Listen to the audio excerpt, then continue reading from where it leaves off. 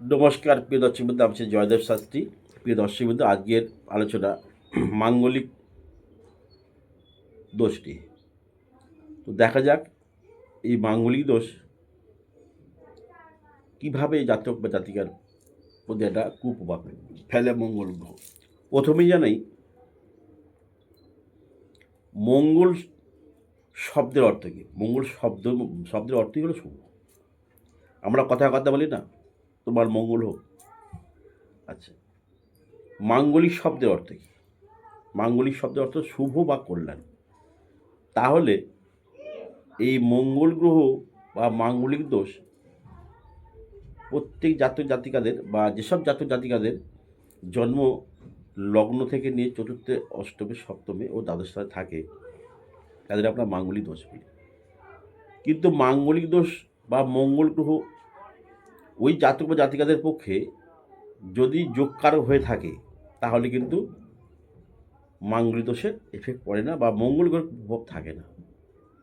হ্যাঁ, মঙ্গল গ্রহ যদি ওই জাতক বা জাতিকার ক্ষেত্রে ষষ্ঠমপতি, অষ্টমপতি, দ্বাদশপতি নক্ষত্রে থাকে বা ষষ্ঠে, অষ্টম বা অশুভভাবে গ্রহের সাথে থাকে, তাহলে কিন্তু মঙ্গলের কুপ্রভাবটা পড়ে।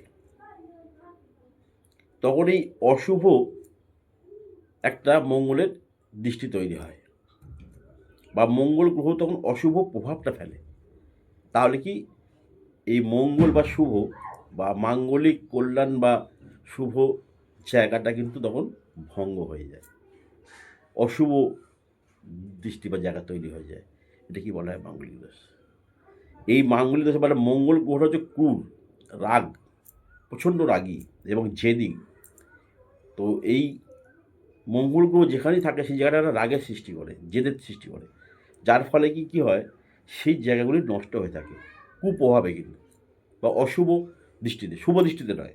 আপনি মঙ্গল গ্রহ যেখানে যেখানে শুভ দৃষ্টি দেবে বা ওই জাতক জাতিকার পক্ষে যদি যোগকারক হয়ে থাকে, তাহলে কিন্তু তার সম্পূর্ণভাবে সব দিক দিয়েভাবেই সে শুভ থাকবে।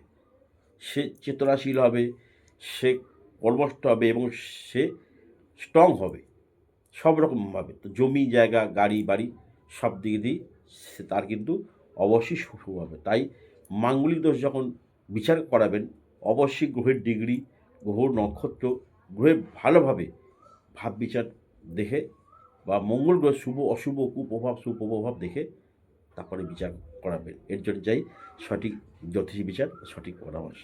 নমস্কার।